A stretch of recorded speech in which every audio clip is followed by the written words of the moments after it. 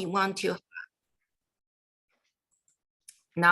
to have something surround, for example, home or places where people work, study, worship, and so anything outside the hospital setting.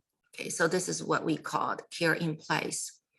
Our key components obviously is a sensor and system hardware-wise, and also platform. And then this platform may have AI and machine learning to augment the ability to do the data processing.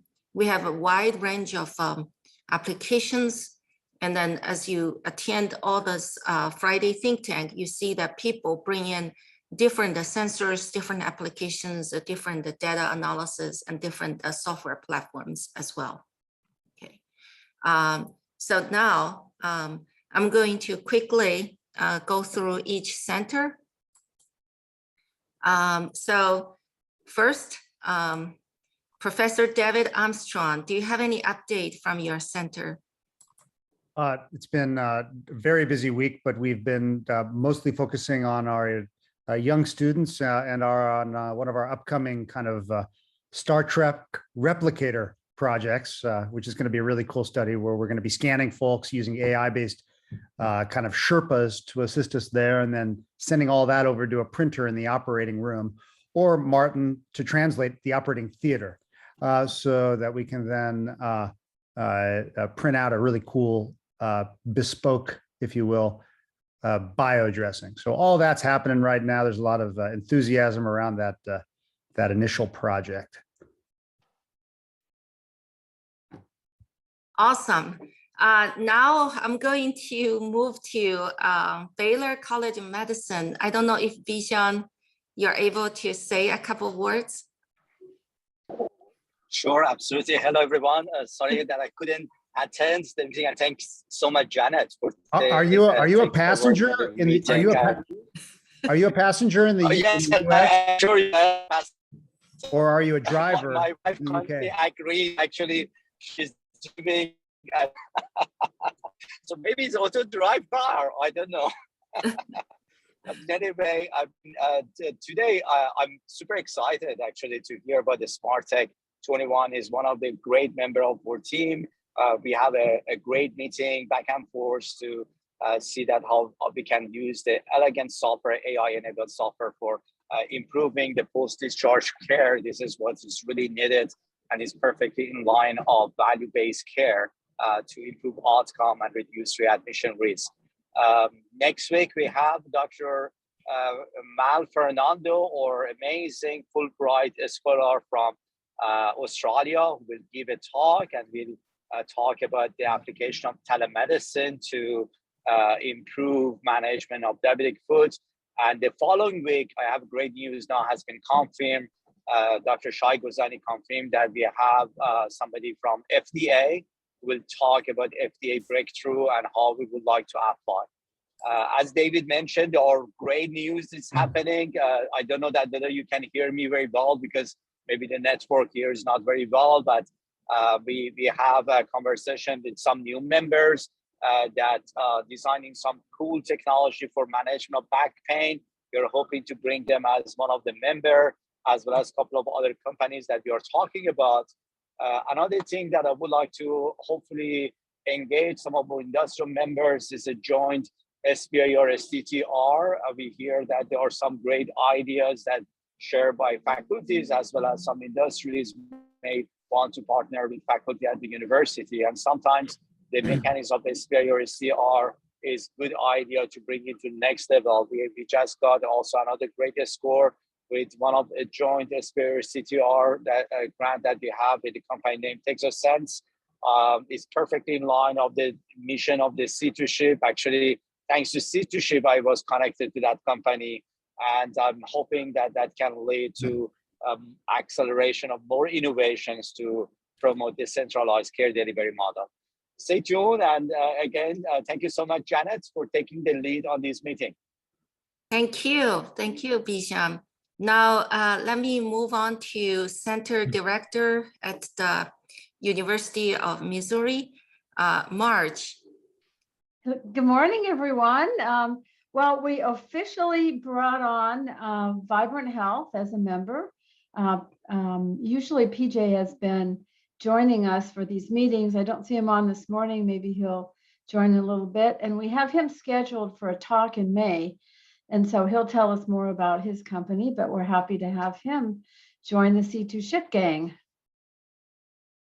Thank you, Marge. Thank you. Now we have Professor Kuya from University of North Dakota. Do you want to say a couple words? Hi, everyone. Thank you, Janet. Actually, one update that I have, I had a meeting with Edgewood Healthcare. They are a long-term care facility management company here in the state of North Dakota, and they have they cover 4,000. They have 4,000 beds in 7 different states. They operate from here. I'm working with them. I'm hoping to bring them as a full member to C2SHiP. They had a meeting with Marge about a month ago, and they will be giving a talk on June 3rd in our meeting. They are bringing technology to long-term care facilities and nursing homes that they have in Upper Midwest, and I'm working to bring them as a full member. So that's the update on my side. Thank you. Thank you. So I know Shai has other duties this morning. I see Margaret, our IAB chair, is here. Margaret, do you have a couple of items you would like to update? No, just as been mentioned, working on bringing on some new members. I've had some very good discussions with a few companies. Like I said, I just need to do some follow-up, having returned with the contacts I made, such as the Google Chief Health Officer. So quite excited about the future. Well, thank you. We actually, the potential member that Bijan mentioned. Laser RX. Yes, it was from you. Yes, they Yeah. told me that you, thank you so much. Yeah. So Kiara's here too. Okay. Hi, Kiara. How are you? Good morning. Hi, everybody. Doing well. No updates on my side. Just happy to hear everything that's happening. This is exciting. Yeah. Thank you, Kiara. So a little bit of potential from our end. Actually, Dr. Shufan Wen and I, we are thinking about find ways to connect with a Mayo Clinic. They have a very big facility in Phoenix. So wish us luck. So this is about this morning's brief introduction. Now let me introduce today's speaker. So today we have 2 wonderful speakers from Smart Tech 21. Dr. Molnar, he has over 25 years experience in the growing technology companies and consulting lines of business for Fortune 500. And so he also involved in the high growth AI technology startups. In 2011, he co-founded and raised $5 million in a digital health firm. This is a global software firm called Tublo Life, okay? And so he has done a lot of wonderful things. I just looking at a list of the stuff here, and then so I'm just picking up some. For example, he has been involved with the HP global healthcare device business, and then the latest one is 2019. With a desire to pursue deeper career interest in AI, he joined one of the Gartner's leading AI firms, Smart Tech 21. So currently, he leads Smart Tech 21's global AI product development, and with a specific focus on AI solutions for the healthcare. Okay. Now, a second speaker is Dr. Sood.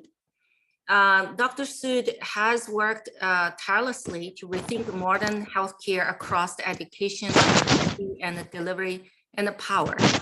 He also has worked with numerous innovation health high tech devices, community startups of all stages. He's a fellow at the Harvard Medical School. Okay, so let me also glance over. He works clinically with marginalized populations across the country in tribal and also special needs clinics. Okay, so these are actually a very brief introduction, but these are very much the experts in this area. So now I'm going to switch to Dr. Molnar and Dr. Su. Thank you. Thank you, Janet. I do appreciate that. Let me just am I able to share screen? Yes, I am. Great. Let me see, so if everybody can just let me know whether you can see that, and then we can get going. Yes, we can see. Yeah. Splendid. Okay, let me just make this big. And thank you for the introduction. Thank you for the opportunity. I actually join you today. Normally, I'm in London, and I'm usually doing the C2SHiP call at the back end of my Friday. And those people who know me know my appetite for Indian food on Friday evening. So normally it's C2SHiP and followed by wonderful Indian food on Friday night. But unfortunately, it's now I'm in a bit of a French toast coma because I'm calling you from Dallas, and all I've done since being at HIMSS is eat huge amounts of French toast and bacon. So they say Zoom puts on 10 pounds. So I'm actually a lot thinner in real life, but a lot of it is down to, the diet over the last 10 days. So yeah, it's great to be here, and thank you to my co-presenters as well. So what I wanted to do today is just walk you through some of the initiatives we're working on as an organization. Certainly around AI-enabled automation for healthcare. It's a passion for mine. I've been involved in the AI field. I actually did one of the very first degrees at a university in London in 1987, and I've been struggling for relevance ever since then. And now finally, AI seems to be on vogue. So I'm really looking forward to using my degree of nearly 30 years ago to finally bring that to fruition. So we're gonna examine today, myself, Samir, I have asked our global product lead and also founder just to join today as well, because I want him to have the C2SHiP experience and just to get a feel for what that's like. So let me jump into this and let me cover a little bit of the agenda. What I will do as well, Janet, if people do raise their hands, what would be really helpful is if you could just come off mute and then let me know if there's a question, because sometimes it's difficult for me to see if somebody's raised a chat or would like to ask a question, and feel free to stop me as and when and ask that question. Is that okay? Yes. So also usually we put all the question in the chat and you can answer them. Okay. Yeah. All right. Yeah. Thank you. Thank you. Okay. So let me get cracking with this. So in terms of the agenda today, really, there is a lot of talk in the market today about AI-enabled automation. It's at the heart of everything we do. But certainly, my experience over the last sort of 15 years or so has been sort of the state of readiness of the different communities around this. So before I kind of jump into and kind of spend more time around kind of one of the major AI use cases we're going to be working on, especially under the C2SHiP umbrella, which is where I'd like us to sort of dwell on and camp on a little bit today, is I wanted to assess just some of the background and the on-ramp to where we are today. So what's the readiness out there from a consumer perspective or patient perspective and from a clinical perspective? Because my background, I've done several fundraisers with companies in the past, and I think there's been varying states of readiness from those different communities, which have determined success and fail of AI ventures in the past. So I wanted to touch on that, and HIMSS has been this week, having spent sort of 4 to 5 days sort of rekindling a lot of the relationships with clinical people in that area. I've got some observations to share around that. not just about readiness, but also there is a real need for the kind of transformation we're talking about as well. So I will touch on that. I'd like to give a very short technology experience kind of sample of what we do, because one of the AI pieces of technology that we're bringing to market is around the personalized virtual assistant, the PVA. And what I wanted to do is just to give people on the call a little bit of an experience of what that looks like, so that you have a frame of reference when we start talking about some of the use cases. So that's the opportunity in terms of agenda today. So I'll jump into that, and we can get cracking. So let's just examine. I think, you know, the consumer side of AI, and I wanted to post up some recent data with regards to that. So I call these people, and I coined this phrase myself, you know, we've had baby boomers, we've had Gen X, we've had Gen Y, we've got Gen Z. I call us collectively Gen D. And Gen D is effectively the data generation. So, you know, it's very interesting, you know, the average individual, you know, between the age now of 8 to probably their mid-70s is going to spend about 22 years of their lives online, which I think is kind of staggering as a statistic. By 2030, we've got sort of 9 out of 10 people age 6 and above will be digitally active. So, you know, there's a longitudinal conversation happening with technology, and the devices that we all possess and communicate with on a daily basis. I always like to say that, you know, Mark Zuckerberg knows more about you than your doctor, just based on the amount of information that gets generated and that gets exchanged. There's a colossal amount of information on us as individuals out there in the marketplace. So I think as consumers, we are definitely ready to engage with this kind of technology. I mean, I've done conferences and I've been keynote speakers at events in the past, and the biggest opposition probably 3 to 5 years ago has been, you know, what about my data? That conversation is null and void right now, for the simple reason you can find out so much data about anybody online. So I think we've now got customers, Gen D, as I call them, or consumers, who are ready to engage with the kind of AI processes that we're talking about. And I think there's emerging trends, habits, opportunities for us to leverage from a healthcare perspective as well, which I'll touch on.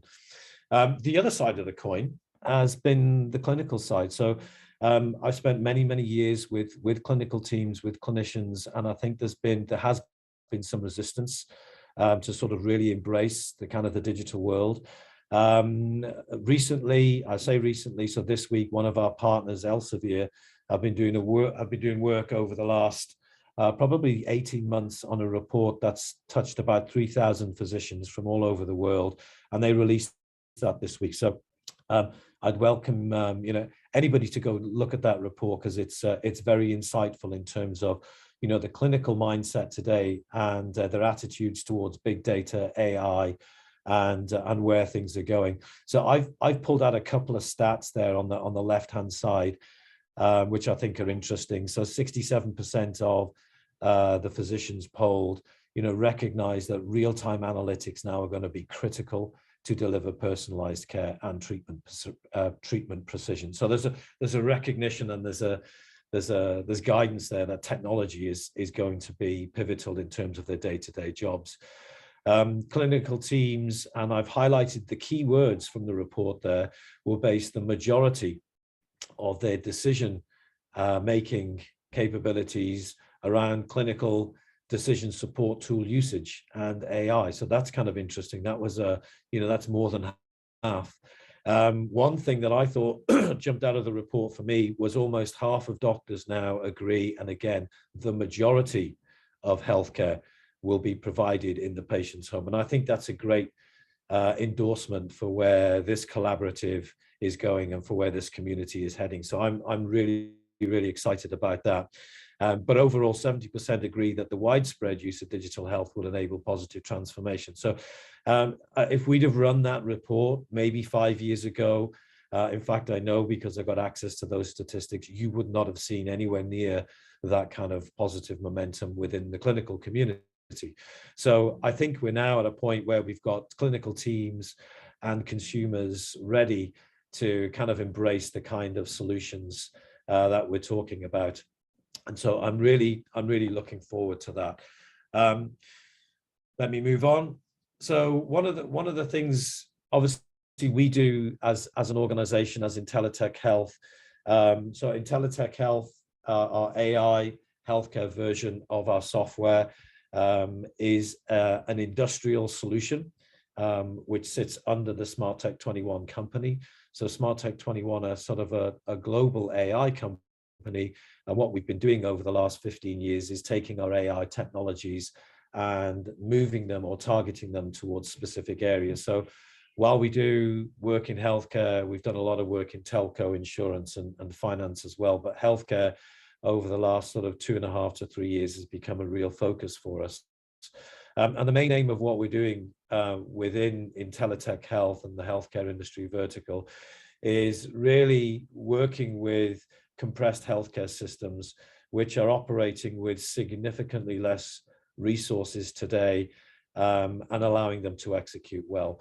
So that's a very simple mission statement for us. And so we've created the platform that really allows us to focus on maintaining access to patient care and relieving the activities that cause the clinical burnout. So that's what Intellitech Health is actually delivering. And we're going to look at some of those solutions in a practical way today.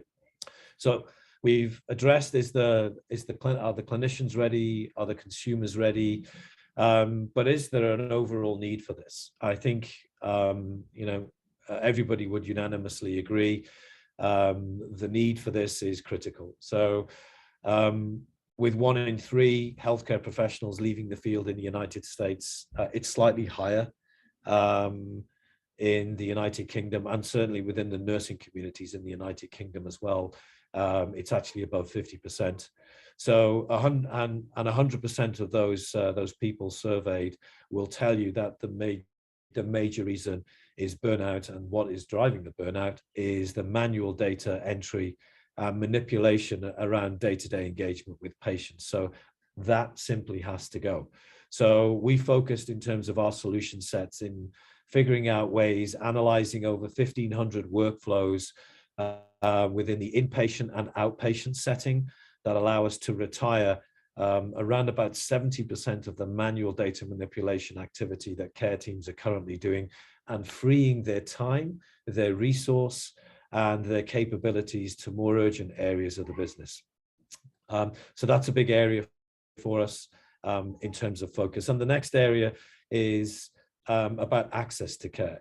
So we want to focus on the resources that are delivering the care, and then we want to see how we can create greater healthcare equity across the board with people who need to consume it. So, over 60 million Americans live in shortage areas in terms of access to healthcare. We've seen 14 hospital closures every year since 2010.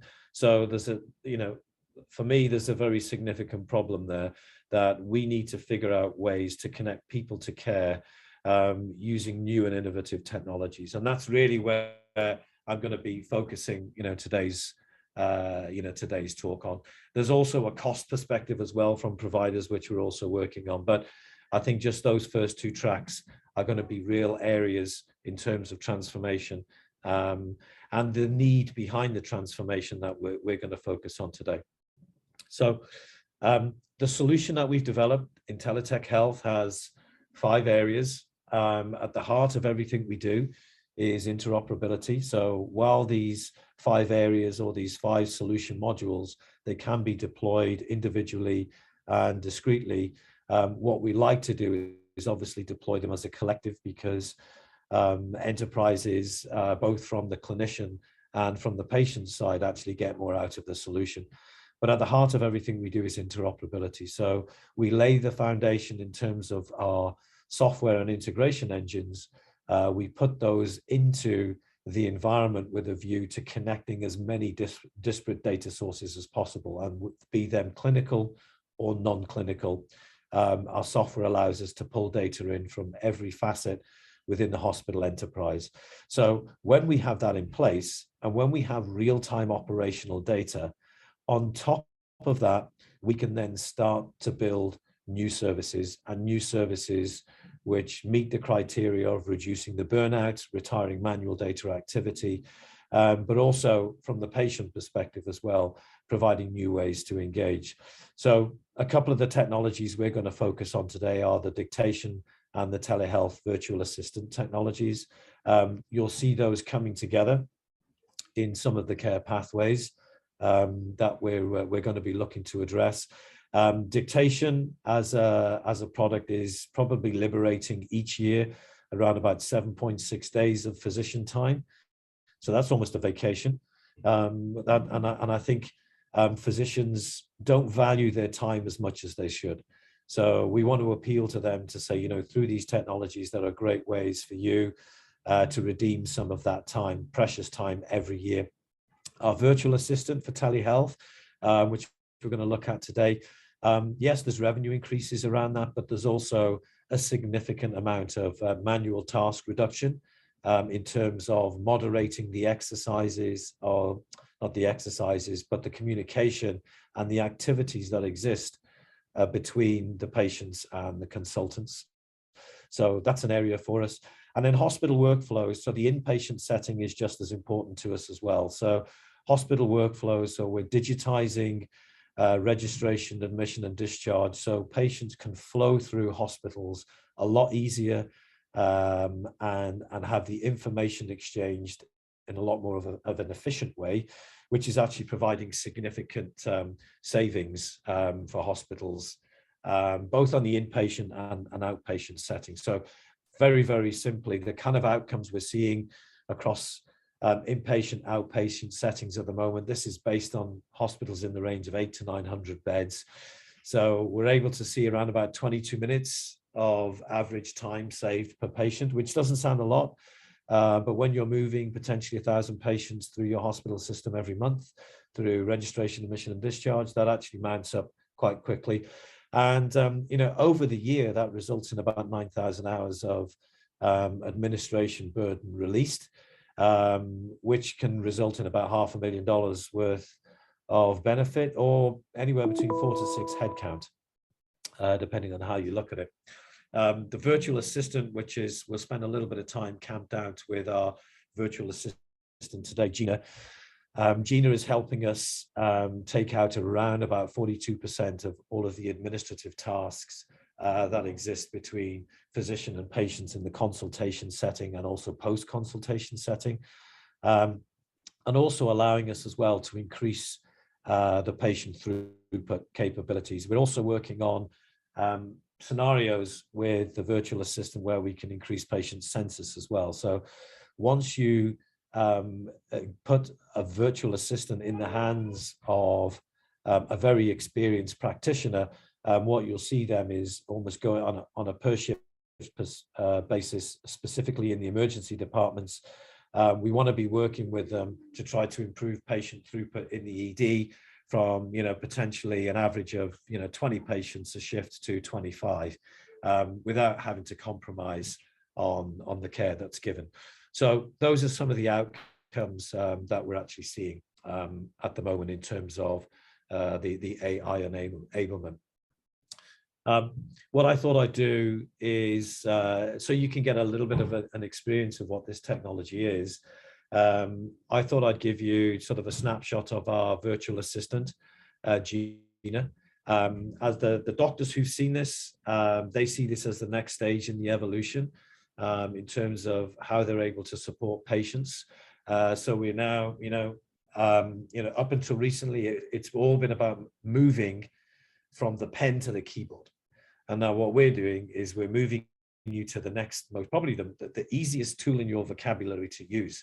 We're going to move you to the voice. So it's from the pen to the keyboard to the voice. And what we're introducing to the kind of the clinical landscape is the ability to use your voice to manipulate data, to have a hands-free experience with between you and the patient, and manipulate all of that information in the background. So what I'll do is I'll stop share here, and then I'm gonna open up the virtual assistant video, and hopefully that's all standing by and you can actually see a little bit of the demo. Okay. So I'm going to reshare. Let me know if somebody can confirm that they can see my screen again. That would be great. Yes, we can. Okay. Yeah. Thank you very much. Okay. So what you're seeing here, or what you will be seeing here, is this is a consultation that's taking place between one of our clinical representatives on the screen here. So this is a virtual call. The doctor is going to invite the virtual assistant, that you've seen the avatar called Gina. They're going to invite Gina to the call. What Gina is going to be doing is executing a number of hands-free workflows for the doctor. She's going to examine, first of all, they're going to authenticate patient criteria. All of the workflows that we do for people who are familiar with clinical, sort of the audit world within clinical, we've written all of our workflows to JCI standards, so Joint Commission International, it's JCO in the United States. So we haven't just created these workflows ourselves. Every workflow that we create and we embed within the virtual assistant is done to JCI standards, and it's done to edition 7.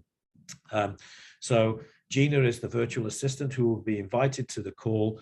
She will participate in the call in listening mode, and then perform all of the typical activities, the potentially 300 to 400 clicks that a doctor would be doing in this particular sense, whether it's accessing records, whether it's updating records, whether it's doing typing. Gina will take on all of that and record the consultation and take all of the updates from the call and make sure that those updates are back in the EMR. The reason why I wanted to get you familiar with this is because the Gina virtual assistant is going to become pivotal in a lot of the care pathways going forward that we as an organization are building.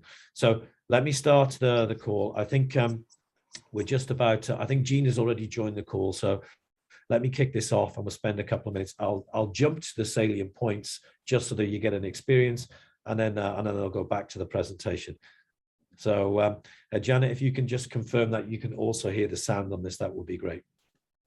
Help you today? Yes, I can. Morning, doctor. I'd like to review my pain medication. It's been about 2 weeks since my surgery, but I'm still in a lot of pain. Okay, let's have a look at the information from your last visit. Hi, Gina. Please show the patient history for Mr. Willis. Sure. As part of the process, I need you to verify 2 patient identifiers. Could you please tell me the patient ID? 7684. Noted. Please share the patient's date of birth. August 23rd, 1970. Please wait, I'm validating the details. Thank you for verifying patient details. I'm locating Mr. Sam Willis' last visit summary.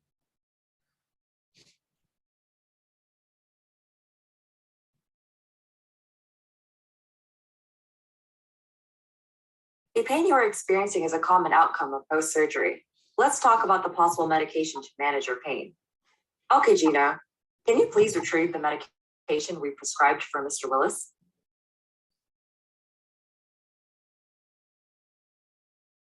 Okay, Gina, please pull up patient's allergy details. Will any of these medications prescribed treat the problems that I'm having with my inflammation? Yes, I have previously recommended morphine. I'll prescribe a different medication to target your persistent symptoms. For this medication to be effective, it's important that you take it with food. Okay, Gina, I would like to change the medication morphine to ibuprofen, 400 milligrams with food. I have updated the medications.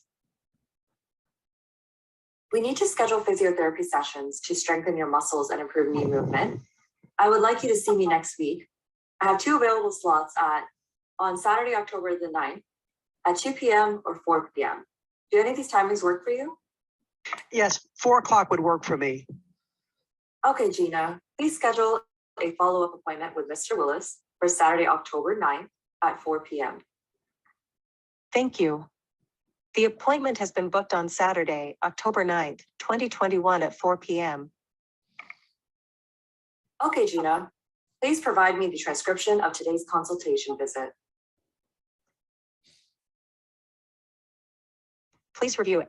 So I'll leave that there, but what you're actually seeing is the virtual assistant then coming alongside the doctor, pulling information from the EMR and various other systems that are required to provide context for the current consultation that they're in.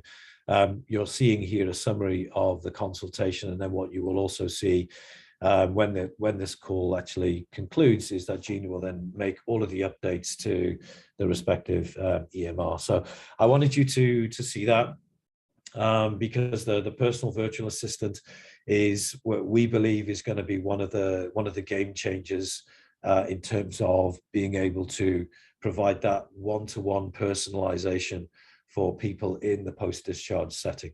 So I'll stop share there, and then I'll just go back to the actual presentation if I can find it.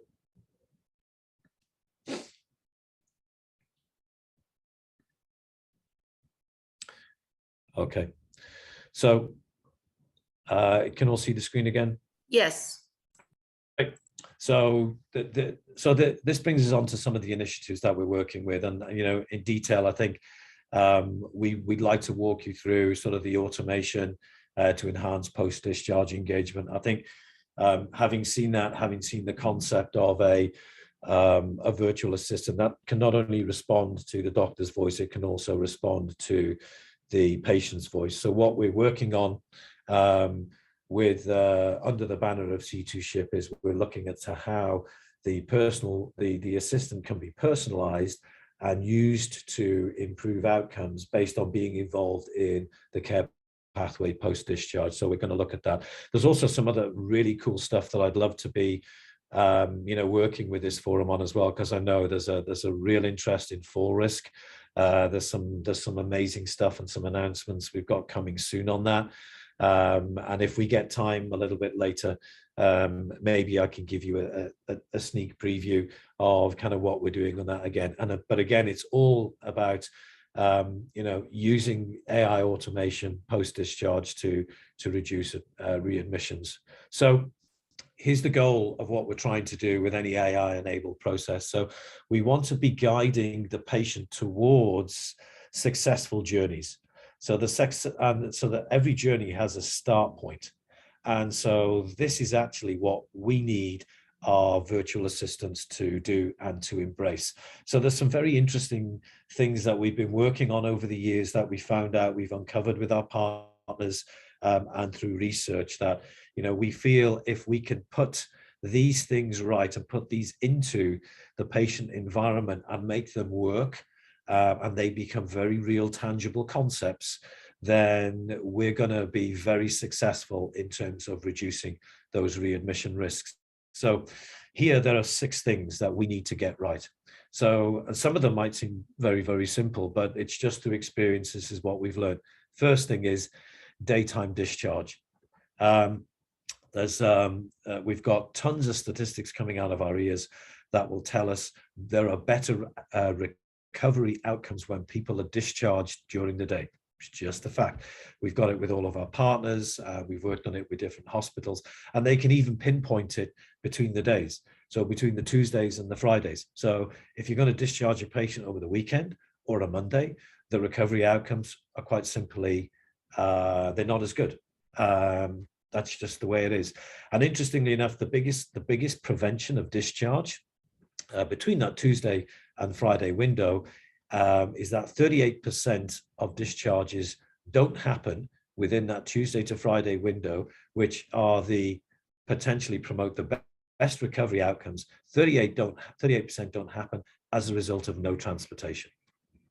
So there's a very easy problem for us to work on there. So that's a successful start point for the journey. So making sure as part of our discharge workflow, transportation is available, and then we can start eating into that 38% of discharges that don't happen.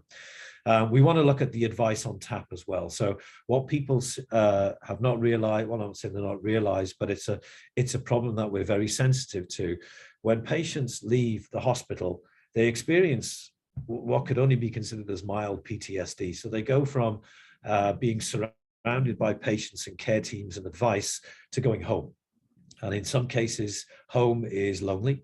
There's not a lot of interaction there. So what we want to work on is providing and serving up information that patients are comfortable with, that they can query with their own natural language. They don't necessarily need to navigate complex technology. What they need to use is probably their most powerful attribute that they have, their voice. So we want them to be able to access the right advice at the right time on a device that they're familiar with using. So that's another successful start point in terms of the journey towards readmission reduction. The big thing is personalization equals participation. I've done years of work in this area. So the more that you can create that one-to-one relationship between the individual and the journey that they're on, the better the outcome. We're going to be looking at medication schedule adherence, exercise schedule adherence, and as you'll see in terms of one of the projects that we want to be working on with C2SHiP, and I think with some other partners in the mix as well. There are other collaborators we'd be very interested in forging a relationship on this as well. It's device adherence.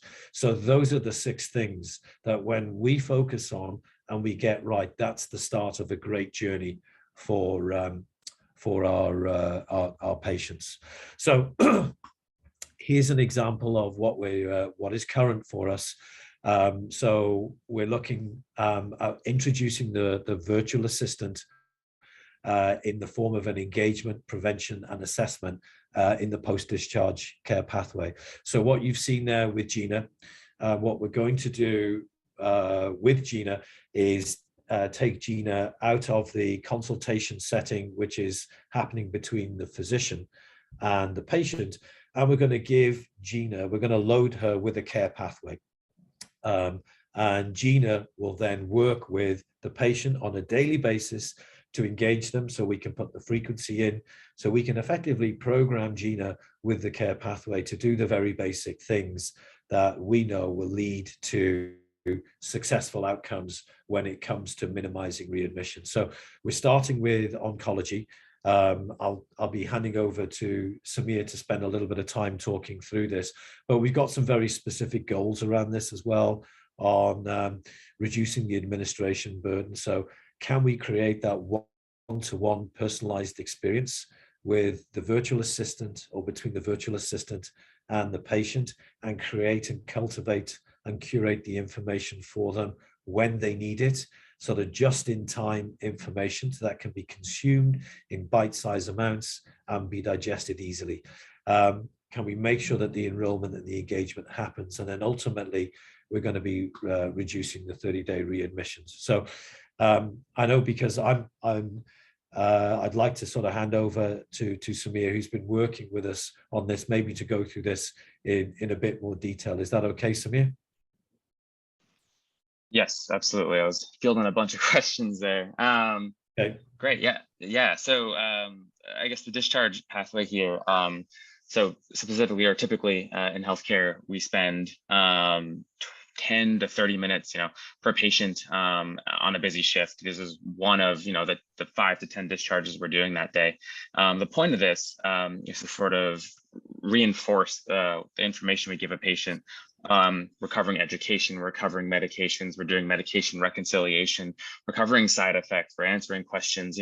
It's so much for a patient to digest all at once. There's a couple stats that 40% of patients or so leave a hospital without fully understanding what the reason for the hospitalization was, and 54% cannot accurately recall the instructions about their follow-up appointment. So things are missed in the typical workflow here. So what we're trying to do is create this sort of virtual assistant to cover the basics that we cover in the hospital setting, but at home in real time at a patient's own pace. They can be reminders, the patient can query to get the information of, hey, what's my medication dose again? Or hey, what sort of exercises was I supposed to do? How am I supposed to use this this compression stocking, let's say, for DVT prevention? And so we kind of have this bilateral workflow that a patient, once they're given this tablet, Android tablet, sent home, the PVA or personal virtual assistant will then initiate check-ins daily, surveys weekly, and the patient will have the opportunity to engage at will at any time of the day, 24/7. The typical workflow currently is maybe a nurse, case manager, care manager calls a patient a day or two after discharge to discuss some of these things, and that's great. And that has shown some great outcomes when there is some engagement on the human end of things. And so we're trying to capitalize on that engagement and those outcomes that we've seen, with cost savings, with reduced readmissions, with increased in follow-up care with primary care doctors and specialists. In this case, it's oncologists. In this case, it's primary care doctors that patients would have to follow up with and take medications such as anticoagulants, heparin, DOACs, or oral anticoagulation medications. There's also exercises they could do, such as toe pumps, walking, calf stretches. And lastly, there are mechanical devices such as pneumatic compression devices, compression stockings that patients could and should use. All of these things have been shown to reduce the incidence of DVT post-discharge in oncology patients and generally in all patients post-hospitalization. And sorry if I'm speaking faster a little medically here. Is there a question? No, maybe that's just interference there. No worries. And so, yeah, and lastly, symptom reporting. I think it's really, really important that the personal virtual assistant both asks the patient, hey, any symptoms today, such as, leg swelling, redness in the calves, pain, trouble walking, shortness of breath. All of these things are really important to understand if a patient is experiencing any sort of symptoms, DVTs, pulmonary embolisms, or just general side effects, post-discharge or in the setting of their acute illness, such as their cancer diagnosis. I'll leave it there and allow Martyn to talk about a little more about the workflow here and the study, and I'm happy to answer any questions in the chat. Great, thanks, Samir. So this is the study that we're about to embark on. Really excited about doing this. So we're going to be working with a number of patients. Patients after discharge are effectively going to be given a tablet. That tablet will be activated for them with their individual care pathway, and then they will take that device home.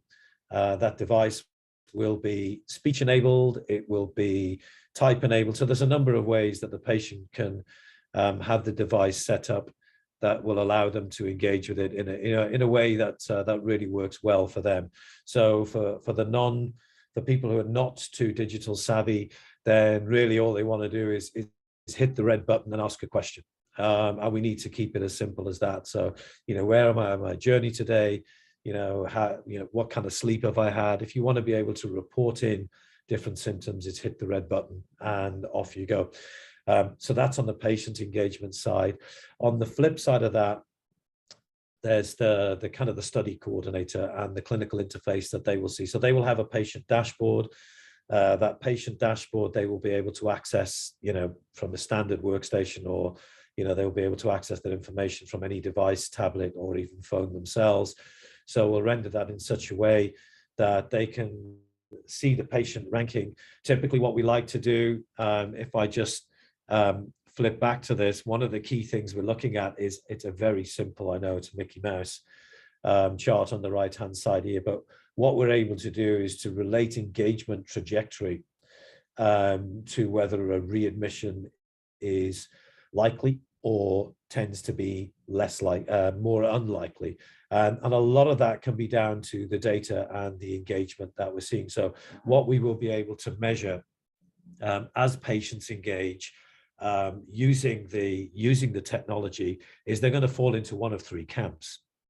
If we're not getting the data and they're not engaging, then the way in which the clinical study coordinator can look at this is they can look at patients first where they're not receiving continuous data, and they can look at that and examine maybe there's structural determinants of health which are preventing that. But they've got an area and a priority that says, we need to look at the patients who are not engaging, because ultimately they're on the red line, and the red line means if we're not seeing them engage and we're not getting data, there's a higher likelihood of a readmission than there is for somebody who is engaging. So that we have an interface that the clinical study coordinator and the clinicians generally who use our software are able to use. And then the duration, where obviously the first 30 days is very critical for every hospital. So we want to make sure that the first 30 days there's the appropriate engagement to make sure that we move as many patients towards the highly unlikely readmission journey. And then, we can apply this across a number of other care pathways as well, whether it's COVID, whether it's orthopedics, or whether it's cardio. So that's a little bit about the workflow that we'll be working on. So I'll leave it there. That's the workflow. We've just gone past sort of 10 to the hour. So I will stop. I will be quiet, and we can take some questions, observations, or even insults. Happy to do whatever. So thank you, Janet. Thank you so much. I think we have a lot of comments and the questions, and we are thrilled about what you have here. So I think let me just go through. One of the questions is, does the patient always see the information displayed when you have this GINA? Does the patient see the information? For example, you did show like the X-ray information, and also what kind of medication they have. So all those detailed information, do they see that as well? Yes, they can see that. There's various ways that we can set up the display.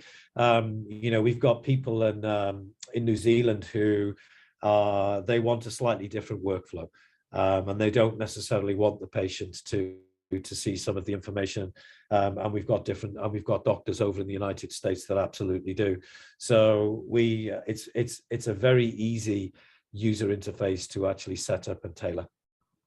I see. Another question here is about the robot avatar. Can we switch them to other stuff, or that was particularly selected for the patient experience? No, you can select it. We just wanted something simple. I mean, we can not only select the avatar, we can actually get very highly personalized human looking avatars. Interestingly enough, we've got two camps on that. People say that, wow, we'd like a more human avatar. And then I've got other people saying a human avatar, that would just be really creepy. So I'd like to know that I'm just talking to a digital thing in the left-hand corner. So we've got, communities are quite polarized on that, but yes, it can. The language can be softened, can be hardened, can be slowed down. I did have a demonstration on that, but time doesn't really permit. And it's also multilingual. So we've actually got versions of this in Arabic with multiple forms of Arabic, Spanish. So language is down to a dictionary.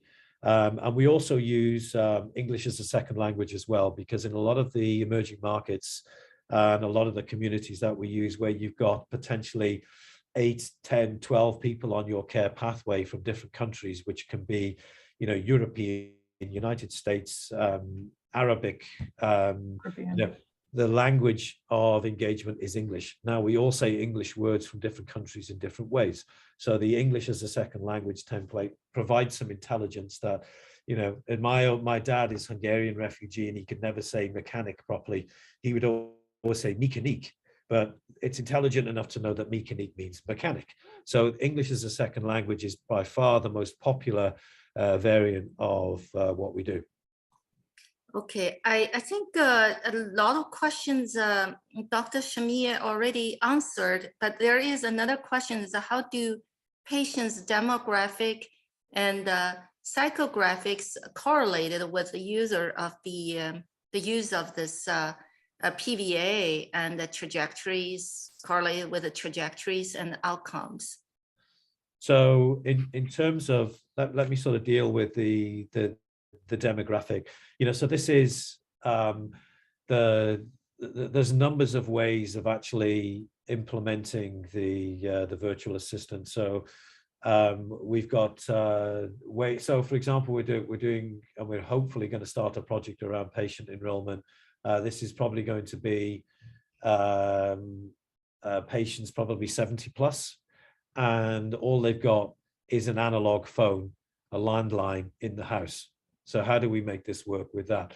So what we're able to do is we can, this thing will work across over many, we've got about 100 different channels that the virtual assistant can operate off, everything from an analog landline to Snapchat. So there's different ways to engage the, different demographics through, the different profiles of the individuals that could engage. So Al Jalila Children's Hospital in the UAE in Dubai, interestingly enough, are very interested in that little funky avatar, because that's almost like having Mickey Mouse on the call, and it makes healthcare fun and engaging for them. But on the other end of the spectrum, just somebody who really needs to understand medication and is probably in their late 80s is going to be more receptive to having a phone call and the digital assistant with as human a voice as possible, and we can make them right human, would allow them to just answer a basic Q&A in terms of that context. So that's the spectrum that we can customize and get this, the demographic in terms of coverage, both in terms of age and the type of user that you'll be working with. David, if you're still here, you have a question you want to directly ask? Yeah. Oh, I think some of it has been discussed, and I think Jill also had asked this. We've had a fair bit of experience with VAs, with virtual assistants of all kinds. I mean, even ones that do the mundane work of scheduling things.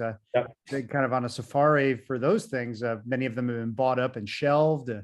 But it seems that depending on the task, that having at some distance a human behind the AI engine or VA can be really helpful, and I think Jill also said that's especially true for seniors, and you already sort of prophylactically spoke to that, saying that, well, an older person might want to have a contact via phone, and that could be an AI, but maybe once the AI gets stuck, or maybe there's some sense of frustration on the part in the tone of voice, which could be detected by maybe an intelligent algorithm, that could then get kicked up maybe to a nurse manager or to someone on your team in a back office that wouldn't add to the load that's already, all the stuff that Samir said, that's the pain point that leads to this being so revolutionary. Yeah, thank you very much, David. You got the job. You're totally right, and that's what we do. So we're not here. What we're here to do is to digitize the real low-hanging fruit, which people get consumed with. So what we actually want is, we're willing to spend the automation to get the patient, and maybe order them an Uber to get to the $500 neurology appointment, which if they don't go, we miss it. So at any point you can trigger into an interface to a human. We have what we call the sentiment analysis, the vulnerability analysis, which we can pick up and instantly jump in as when and needed. Now, obviously the idea behind this is to identify the workflows that can be 80% automated, 90% end-to-end. But always leaving room for human engagement. But what we're trying to do with compressed healthcare systems is, move people to those sensitive areas. So when that call does come in, they're there and they're available 24/7. But thank you for raising that, David. I appreciate it. So I'm going to just shortly move on to two more questions, because I think we already exceeded time. So one question is about, for example, the tablet, if you use tablet, do they need internet connections, or is the AI software is built into the tablets and data can be taken later? So I mean, there's ways that we can do this. So you can have data that resides on the device. All our data is encrypted, so it is secure. Our idea, though, is we would like to make sure that the data resides within a central repository. So the tablet is normally shipped with a data plan, so you're not reliant on Starbucks Wi-Fi or some third-party Wi-Fi. So we will work with the T-Mobile or Verizon to make sure that for the area that the patient is working within, so that that geography is a huge social determiner in terms of health and a patient's ability to recover. People don't get that, but it is. We've done the work, we know. So what we're willing to do is, obviously, this needs to be part of that patient recovery process. It's a consideration. So if you've got the tablet and you've got the actual data plan to manage that, then you're pretty much home and dry. And if you haven't, then we can retain that on the device, and then we can look up other ways of actually getting access to that data from an engagement perspective. Thank you so much. I think Dr. Wong have a question, but Shamir already answered. Dr. Wong, do you have any other additional comments? Well, this is great. Like to see the system be implemented in the home setting, and as I mentioned, nurses are the main largest healthcare professionals that also do majority of work on discharge planning and also care coordination. So we'd love to see the nursing perspective being incorporated into this, and we have a large college of nursing, and we'll be happy to help. Thank you. Thank you so much. I think this is wonderful. If you get a chance looking at the comments in the chat, I have so many comments coming in saying that amazing talk with tons of opportunities. This is from Bijan, but anyway, I'm so honored that this is a great session today. And thank you so much from the folks team from Smart Tech 21. And we look forward to work with you. Thank you everyone joining us, and happy Friday to everyone. And thank you again, both. Thank you. Thank you, Janet. And, Stay out of trouble, Janet. Yeah. Oh. And greetings to Bijan on Air Force One. Yes, looking forward. There you go. Look at amazing talk. Oh my God, he's gone native. Oh no. Oh man. Somebody take a screenshot quickly. I'm super excited about this talk and looking forward, Martyn, to see you on Monday. So we'll have a good Texan barbecue together. There we go. Looking forward to it. Thank you very much. Stay well. Bye. Appreciate it, guys. Take care. Bye-bye. Thank you. Take care, guys. Yeah. Bye-bye.